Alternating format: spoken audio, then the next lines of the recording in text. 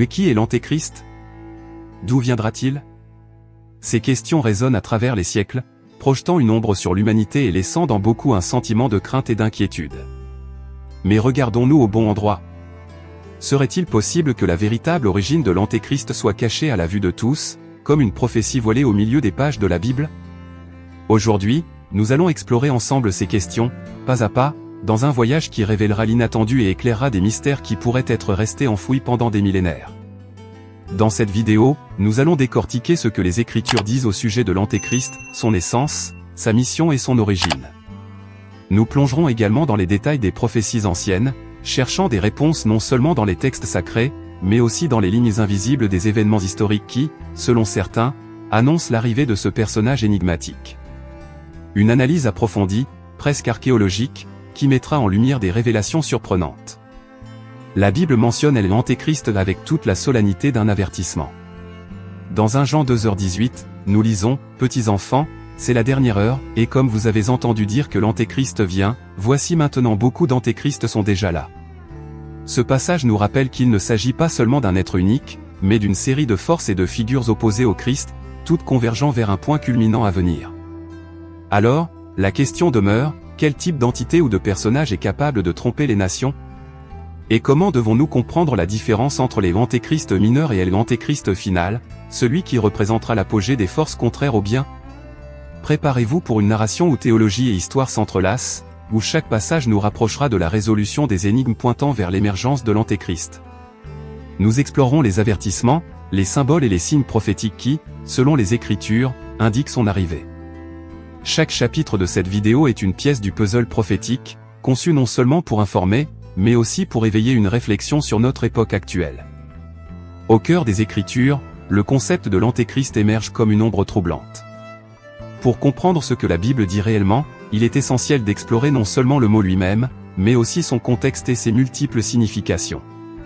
Dans 1 Jean 2h22, nous lisons « Qui est le menteur, sinon celui qui nie que Jésus est le Christ? Celui-là est l'Antéchrist, celui qui nie le Père et le Fils. » Ce passage décrit l'Antéchrist comme quelqu'un qui défie directement la divinité de Jésus et les fondements même de la foi chrétienne. Mais qui est-il vraiment? Un être? Une force? Ou, plus inquiétant encore, une influence qui agit déjà dans le monde? Le terme « Antéchrist » porte des significations profondes.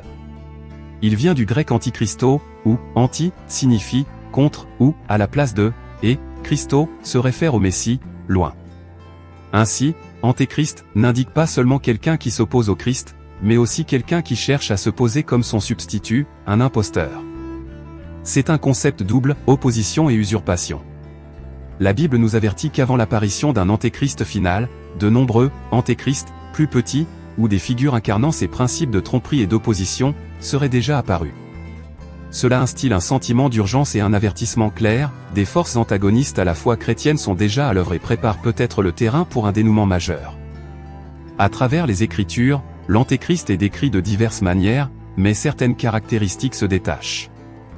Dans 2 Thessaloniciens 2, 3-4, il est appelé « l'homme de l'iniquité » et « le fils de la perdition », celui qui s'oppose et s'élève au-dessus de tout ce qu'on appelle Dieu ou de ce qu'on adore, jusqu'à s'asseoir dans le temple de Dieu, se proclamant lui-même Dieu. Ces descriptions dépeignent l'Antéchrist comme une figure d'arrogance extrême, quelqu'un qui ne se contente pas de défier Dieu, mais ose prendre sa place. Cette figure ambiguë et sinistre a une mission claire, tromper les nations. Et pour cela, il ne travaille pas seul. Le livre de l'Apocalypse, au chapitre 13, offre une vision encore plus détaillée de ce personnage, désormais symbolisé par « la bête » qui émerge de la mer. La mer, dans les textes prophétiques, représente souvent des foules, des nations et des cultures, un indice que l'Antéchrist surgira des masses mêmes, des sociétés humaines. Cette bête n'agit pas seule, à ses côtés se dresse le « faux prophète », une alliance stratégique où le pouvoir politique et la manipulation spirituelle s'unissent pour soumettre les nations. Cette bête sera dotée de pouvoirs impressionnants et utilisera de faux miracles et des signes pour tromper, dominer et séduire.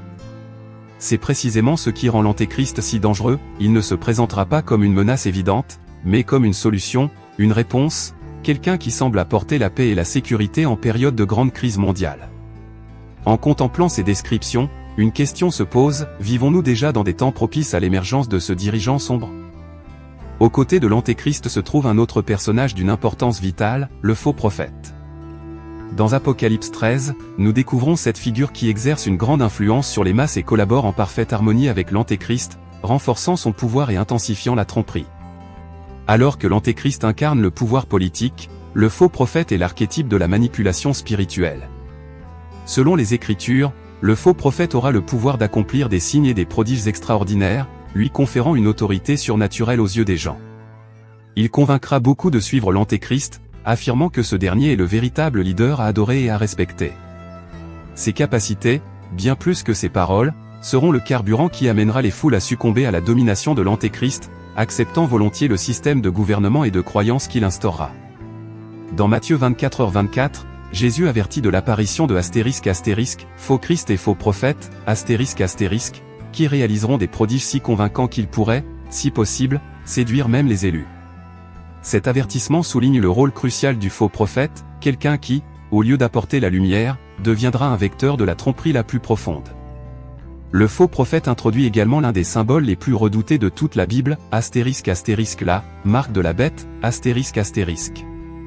Il sera l'agent qui poussera les gens à adopter cette marque, une sorte de sceau de loyauté envers l'Antéchrist. Cette marque, présente sur la main droite ou sur le front, représente une soumission totale au système maléfique instauré, un lien irrévocable avec le règne de la bête. Ceux qui accepteront cette marque pourront acheter, vendre et participer à la vie quotidienne, tandis que ceux qui la refuseront seront marginalisés, persécutés et devront lutter pour survivre en dehors du système. Il est important de noter que l'alliance entre l'Antéchrist et le faux prophète ne se limite pas à un contrôle sur les biens matériels, mais vise également à dominer l'esprit des individus, redéfinissant ce qui est considéré comme sacré et transférant l'adoration due à Dieu vers un être humain. Leur objectif n'est pas seulement de gouverner, mais de remplacer l'objet même de la dévotion spirituelle de l'humanité. Tout au long de cette alliance de tromperie, les deux agiront de manière presque irréprochable, donnant l'apparence d'apporter des solutions, la paix et l'unité au milieu du chaos. Mais la réalité sera tout autre, une captivité déguisée en liberté. Le rôle du faux prophète ne se limite pas à renforcer le pouvoir de l'Antéchrist, il sert également d'avertissement pour que nous restions vigilants. Car, selon les prophéties, la tromperie sera immense. Comment discerner le vrai du faux? La réponse semble résider dans une vigilance spirituelle constante et dans la résistance à l'appel des « solutions faciles ». Pour comprendre pleinement les prophéties concernant l'Antéchrist, il est nécessaire de tourner nos regards vers le livre de Daniel, où l'une des prophéties bibliques les plus mystérieuses et débattues apparaît, la prophétie des 7 ans. Dans le chapitre 4 de Daniel, Nabuchodonosor, roi de Babylone, fait un rêve énigmatique dans lequel il voit un arbre majestueux atteignant les cieux et dominant toute la terre. Cet arbre est ensuite abattu, mais il est laissé pour renaître après *** 7 ans ***. À l'époque, l'interprétation de ce rêve avait des implications directes pour Nabuchodonosor lui-même. Le roi allait être humilié, vivre comme un animal durant cette période, avant de retrouver son pouvoir. Cependant, les exégètes des Écritures discernent dans cette histoire une signification beaucoup plus large, qui dépasse le simple destin du roi babylonien. Cette vision suggérerait un cycle prophétique des *** 7 ans ***, un laps de temps symbolique qui se répéterait dans l'histoire de l'humanité, préparant le terrain pour l'apparition d'un nouveau règne de ténèbres et l'avènement de l'Antéchrist. L'interprétation des 7 ans est souvent associée à une période de 2520 ans. Ce calcul repose sur des passages comme Ézéchiel 4h6, où un jour prophétique est équivalent à une année. Ainsi, les 7 ans, ou 2520 années, sont interprétés par certains comme une période prophétique, marquant, selon eux, l'intervalle entre la chute de l'empire babylonien et l'émergence d'un nouvel empire mondial, lequel pourrait, selon les prophéties, servir de cadre à la venue de l'Antéchrist. Dans cette perspective, le message biblique semble indiquer qu'un *** nouvel empire babylonien *** précédera le règne de l'Antéchrist. Ainsi, la Babylone décrite dans le livre de Daniel ne représenterait pas uniquement un empire ancien, mais une entité cyclique, destinée à réapparaître et à dominer de nouveau la scène mondiale après ces 7 ans. Ce royaume final, une renaissance de Babylone, se distinguerait par sa corruption spirituelle et une centralisation extrême du pouvoir. Certains pensent que ce *** nouveau royaume est déjà en cours de formation, et que sa nature ainsi que son influence rappellent effectivement la gloire et la décadence de l'ancienne Babylone. Selon cette interprétation, l'Antéchrist émergerait à un moment où l'humanité, une fois de plus, se soumettrait à une Babylone moderne à un système global et centralisé, dominant les sphères politiques, économique et spirituel. Pour mieux comprendre cette prophétie des 7 temps, il est nécessaire d'examiner la chute historique de l'ancienne Babylone, car c'est à partir de cet événement que l'on calcule la période de 2520 ans, selon l'interprétation prophétique. En 539 avenue Jésus-Christ, la ville de Babylone fut conquise par les Perses sous le commandement de Cyrus, marquant la fin du règne de l'un des empires les plus puissants de l'Antiquité. Ce fut à ce moment-là que Babylone, en tant que cité physique, tomba, mais les Écritures suggèrent qu'un jour, spirituellement, ce royaume pourrait renaître et exercer de nouveau une influence mondiale dans les temps de la fin. En appliquant la période prophétique de 2520 ans à partir de la chute de Babylone en 539 avenue Jésus-Christ, nous arrivons approximativement à la fin du XXe siècle. C'est à cette période que de nombreux experts pensent qu'une nouvelle Babylone va commencer à se manifester, cette fois non pas sous la forme d'une cité-État, mais d'une organisation ou d'un système réunissant les nations sous une même idéologie.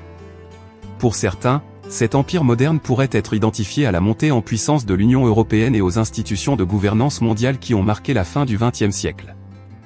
Dans ce contexte, le traité de Maastricht, signé en 1992, qui officialisa l'Union européenne en tant qu'entité politique et économique, est perçu comme une pierre angulaire du renouveau de cette nouvelle Babylone, une structure capable de centraliser le pouvoir et d'exercer une influence à une échelle jamais atteinte auparavant. La connexion entre l'Union européenne et cette nouvelle Babylone n'est pas simplement une coïncidence historique pour certains interprètes, elle représenterait, à leurs yeux, l'accomplissement d'une prophétie.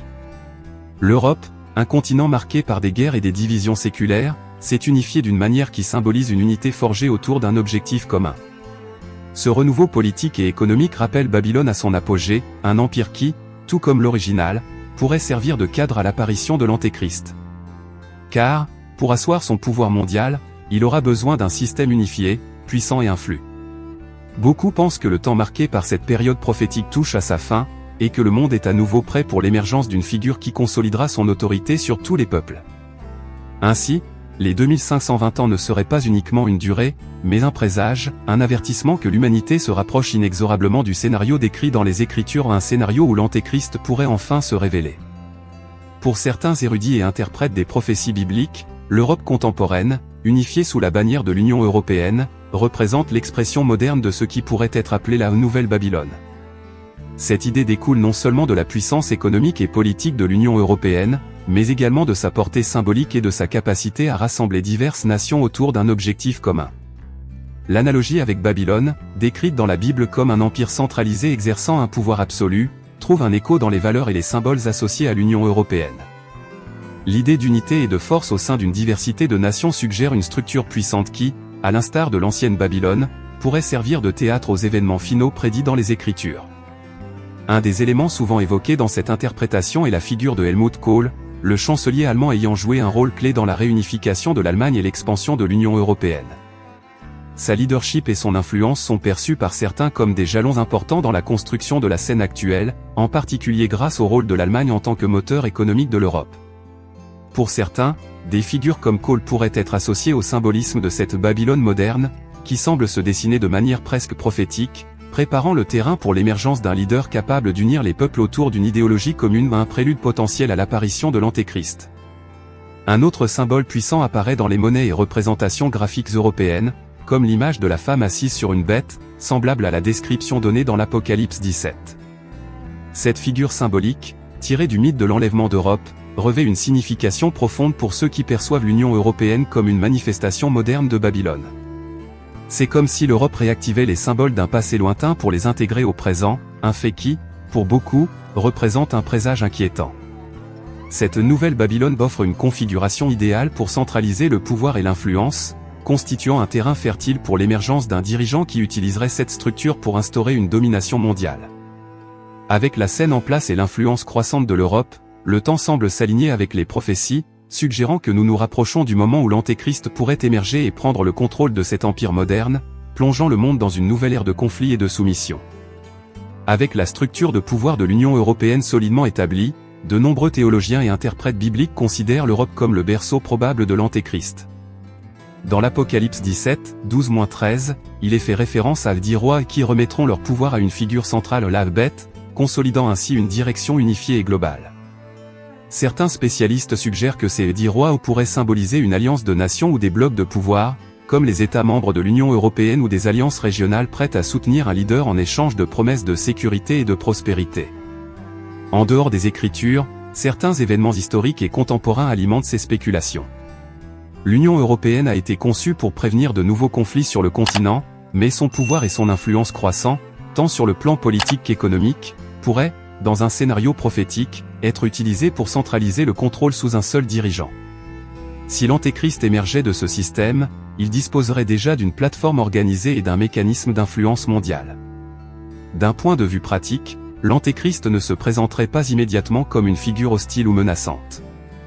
Il se poserait comme une solution, un médiateur de paix, un homme capable de rassembler les peuples autour d'une vision de stabilité et de sécurité. Ce leader émerge gagnerait l'adhésion des nations et assumerait un rôle d'autorité majeure, étant perçu presque comme un sauveur dans un contexte de chaos mondial. L'Allemagne, avec son poids politique et économique, joue un rôle central dans ce système européen. Au cours de l'histoire récente, certaines figures se sont distinguées comme des acteurs clés dans la construction de l'Europe moderne. Bien que leur rôle ait eu des aspects positifs, ils ont également contribué à renforcer ce que beaucoup perçoivent comme un cadre pouvant être utilisé pour un contrôle total. Si l'Antéchrist devait apparaître en Europe, il trouverait une structure de pouvoir déjà prête à être exploitée, capable de contrôler des aspects économiques, politiques et sociaux d'une grande partie du monde. Les Écritures décrivent l'Antéchrist comme une figure unique, dotée de caractéristiques qui dépassent celles de tout autre leader ordinaire. Il ne sera pas seulement un dirigeant puissant, mais aussi un agent de transformation sociale, politique et spirituelle profonde, avec des signes révélant son rôle sombre et son véritable objectif. Dans le livre de Daniel, chapitre 7, et dans l'Apocalypse 13, on trouve des descriptions d'un gouvernant qui se distinguera par son autorité absolue et l'influence irrésistible qu'il exercera sur le monde. L'Antéchrist n'apparaîtra pas d'emblée comme une figure terrifiante, au contraire, son ascension sera subtile, dissimulée derrière des intentions bienveillantes. Il sera charismatique, capable de séduire les foules par son discours sur la paix et la prospérité, attirant les dirigeants et les nations à ses côtés. Il sera quelqu'un qui semblera comprendre les souffrances et les besoins du peuple, proposant des solutions aux plus grands problèmes de l'humanité. En lui, nous verrons la personnification de la tromperie la plus profonde, un dirigeant qui semble apporter l'espoir et l'unité, mais qui, en réalité, cherche à contrôler et à asservir. L'une de ses marques distinctives sera la centralisation du pouvoir, et il exigera une soumission totale. Dans le livre de l'Apocalypse, il est dit qu'il introduira une marque, connue sous le nom de marque de la bête, qui sera obligatoire pour tous. Cette marque apposée sur la main droite ou le front, selon les prophéties, sera un symbole de loyauté envers lui et le système qu'il instaurera. Pour vivre en société, les individus devront l'accepter, sans cette marque, personne ne pourra acheter, vendre ou participer à la vie quotidienne. Cela représente un engagement irrévocable, presque comme un contrat spirituel et social, liant ceux qui l'acceptent au système maléfique qu'il établira. De plus, l'Antéchrist utilisera également la religion comme un moyen de renforcer son emprise. Avec le soutien du faux prophète, il établira une sorte de religion mondiale, dans laquelle il sera adoré comme une divinité. Son influence ne se limitera pas à la politique, il entrera également dans la sphère spirituelle, exigeant adoration et révérence. Cette exigence ne sera pas imposée par la force au départ, mais à travers des signes et des prodiges qui captiveront les cœurs et les esprits de nombreux individus, poussant même les plus pieux à remettre en question leurs croyances. La combinaison de ses capacités de persuasion, de son autorité et de ses miracles rendra l'Antéchrist irrésistible pour beaucoup. Il apparaîtra comme un sauveur en temps de désespoir, et son pouvoir sur la société semblera absolu. Cependant, les prophéties sont claires, ceux qui le suivent scellent leur propre destin. Ainsi, l'Antéchrist représente bien plus qu'un leader, il est un symbole de la tromperie ultime, une épreuve pour l'humanité, appelant chacun à résister à l'éclat illusoire du pouvoir et à rester vigilant face à ce qui est réellement en jeu, l'intégrité spirituelle et la liberté de l'âme. Ce portrait contient de nombreuses mises en garde. Ceux qui étudient les prophéties croient que l'Antéchrist déploiera une subtilité si redoutable qu'il trompera même les plus sages, exigeant de chacun d'être attentif aux signes. En effet, son pouvoir ne résidera pas seulement dans la force, mais surtout dans sa capacité à tromper et à séduire les nations avec la promesse d'une paix qui, en fin de compte, apportera la destruction. Tout au long des prophéties bibliques, Israël et le Moyen-Orient apparaissent comme le centre des événements des temps de la fin, en particulier en ce qui concerne l'Antéchrist. Il ne s'agit pas seulement d'une région géographique, mais d'un territoire spirituel et historiquement significatif, représentant la promesse de Dieu et le lieu où les forces du bien et du mal s'affronteront directement. dans Apocalypse 16, 14 il est question d'une bataille finale impliquant des nations du monde entier. Cet événement culminant, souvent appelé la bataille d'Armageddon, se déroulera dans la région d'Israël, où les forces de l'Antéchrist se rassembleront pour un affrontement décisif. De plus, Zacharie 14, 2 parle d'un siège contre Jérusalem, où toutes les nations se rassembleront contre elle. Ces textes décrivent un scénario de tension extrême, un moment où l'Antéchrist, qui se présentera d'abord comme un médiateur de paix, dévoilera sa véritable nature. Le parcours de l'Antéchrist, selon ses prophéties, inclura une tentative initiale d'établir un accord de paix avec Israël. Ce sera sa carte de visite, un leader mondial qui, dans un contexte d'instabilité et de conflits constants dans la région, semblera être le seul capable d'apporter une paix durable. Cet accord est mentionné dans Daniel 9, 27 où il est question d'une alliance solide qui durera une semaine, soit 7 ans, mais qui sera rompue par l'Antéchrist lui-même à mi-parcours. Cette rupture marquera un tournant, révélant ses véritables intentions et déclenchant une persécution acharnée. Le Moyen-Orient, et en particulier Israël, est vu par les prophètes comme la scène où se dérouleront les accomplissements finaux de ces prophéties. La centralité d'Israël dans les Écritures indique que l'Antéchrist aura une connexion directe avec cette région, à la fois en tant que pacificateur et en tant que traître. La rupture de cet accord sera un signe évident pour le monde, marquant le début d'une période de conflit et de souffrance sans précédent. À ce moment-là, les nations seront divisées, certaines s'allieront à l'Antéchrist, tandis que d'autres résisteront, préparant ainsi un conflit global qui transcendra le physique pour entrer dans le domaine spirituel. Les nations mentionnées dans les prophéties impliquent également la participation d'autres puissances mondiales. Pour de nombreux érudits, l'implication de grands pays modernes comme les États-Unis, la Russie et les nations du Moyen-Orient est un indicateur du conflit final. Cet affrontement ira bien au-delà d'une guerre ordinaire, car, pour ceux qui croient aux prophéties, ce sera le moment où le destin spirituel de l'humanité sera en jeu. Cette période, appelée la Grande Tribulation, sera marquée par une escalade de violence et de tromperie, durant laquelle l'Antéchrist tentera de consolider son pouvoir absolu. Ainsi, le rôle d'Israël et des autres nations dans cette prophétie est crucial, car il offre au monde un point focal pour les événements des temps de la fin. La Bible décrit non seulement une guerre entre armées, mais également une bataille entre la vérité et le mensonge, où la véritable nature de l'Antéchrist deviendra évidente pour ceux qui seront attentifs aux signes. La survie spirituelle elle-même sera en jeu, et la résistance au règne de l'Antéchrist représentera le plus grand défi de l'humanité. Les Écritures ne se contentent pas de décrire l'émergence de l'Antéchrist et le rôle qu'il jouera, elles mettent également en garde de manière constante contre le danger des faux prophètes, qui apparaîtront à ses côtés et prépareront le terrain pour son ascension. En Matthieu 24, Jésus nous avertit, car il s'élèvera de faux Christ et de faux prophètes, ils feront de grands prodiges et miracles, au point de séduire, s'il était possible, même les élus. Ce passage souligne que la tromperie sera une caractéristique dominante des derniers temps, incarnée par des leaders spirituels charismatiques et séduisants, capables de troubler et d'attirer même les croyants les plus fidèles. Les faux prophètes seront des outils puissants entre les mains de l'Antéchrist, car ils auront la capacité de réaliser des signes et des prodiges imitant le pouvoir divin. Ces événements surnaturels leur conféreront une autorité spirituelle apparente aux yeux des foules, facilitant ainsi la consolidation du pouvoir de l'Antéchrist.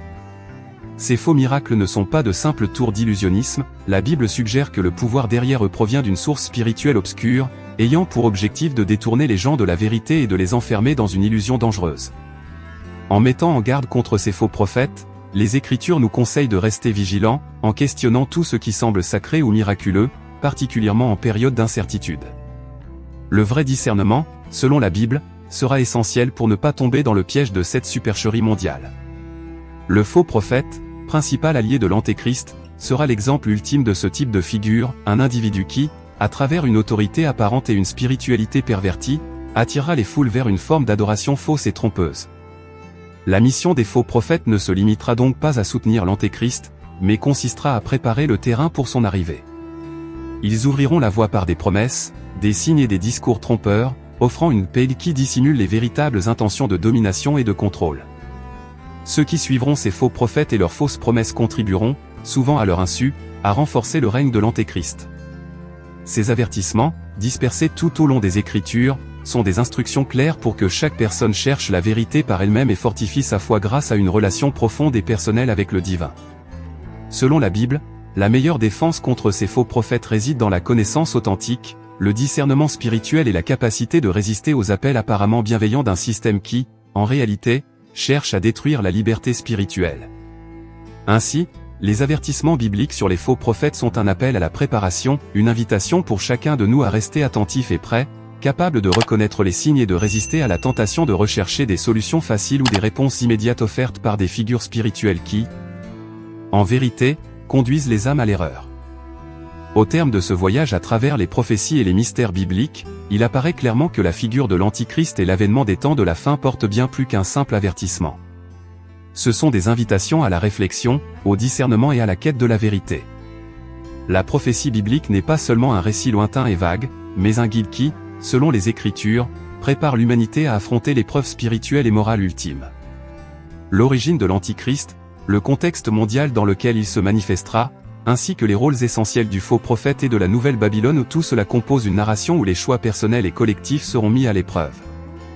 Dans un monde où la vérité et le mensonge seront mêlés, la vigilance et la sagesse seront les seules armes pour ne pas succomber à la tromperie. L'avertissement qui résonne à travers les âges est clair, même ceux qui possèdent une foi solide et une connaissance approfondie seront soumis à une pression intense pour se soumettre au système et à l'autorité de ce leader mondial. Résister sera difficile et nécessitera plus qu'une croyance superficielle, il faudra un engagement spirituel authentique et inébranlable. Ces événements prophétisés peuvent sembler éloignés pour beaucoup, et l'Antichrist n'être qu'une figure symbolique. Mais les Écritures avertissent qu'il se manifestera à un moment inattendu, et que nombreux seront ceux qui, cherchant des réponses rapides et une paix immédiate, pourraient être trompés par son apparence de bienveillance et de pouvoir. Dans une époque d'incertitude croissante, l'appel biblique est de garder un regard attentif et un cœur vigilant, en évitant les distractions et les illusions qui pourraient nous éloigner de la vérité. La grande bataille des temps de la fin ne sera donc pas seulement un conflit entre nations, mais aussi une lutte intérieure et spirituelle. Chaque individu sera appelé à décider en qui placer sa confiance, ce qu'il choisit d'adorer et quelles valeurs il souhaite défendre. Ce moment de choix représente une opportunité de réaffirmer son engagement envers la vérité et les enseignements qui résistent à l'épreuve du temps. En effet, ceux qui resteront attentifs et fermes dans la vérité, selon les Écritures, remporteront la victoire finale, même au milieu de l'adversité. Tel est l'appel ultime des prophéties bibliques, une invitation à la réflexion, à l'étude et à l'éveil spirituel. En concluant cette vidéo, une question demeure, sommes-nous prêts à reconnaître l'Antichrist et les signes de son règne? Ou restons-nous vulnérables à l'illusion et aux promesses qui détournent nos regards du véritable objectif? En fin de compte, le choix est personnel ou une décision entre se soumettre au système et à l'autorité de l'Antichrist, ou rester fidèle à la vérité spirituelle qui transcende le pouvoir et les illusions éphémères. Au terme de cette enquête sur l'Antichrist, une question demeure, serons-nous prêts à reconnaître le véritable danger lorsqu'il se présentera? Les prophéties nous montrent que, dans les temps de la fin, le discernement sera notre meilleur allié. Et vous, qu'en pensez-vous? Croyez-vous que le monde se prépare déjà à ces événements? Si vous avez aimé cette vidéo, n'oubliez pas de mettre un like et de vous abonner à la chaîne pour continuer à découvrir des contenus comme celui-ci. Activez la cloche pour ne manquer aucun épisode et partagez cette vidéo avec ceux que vous pensez intéressés par ce sujet. Votre participation aide à enrichir cette discussion et à apporter de nouveaux points de vue. Laissez un commentaire ci-dessous pour nous dire ce que vous aimeriez voir abordé à l'avenir, et rappelez-vous, la connaissance est notre meilleure défense. À très bientôt dans la prochaine vidéo.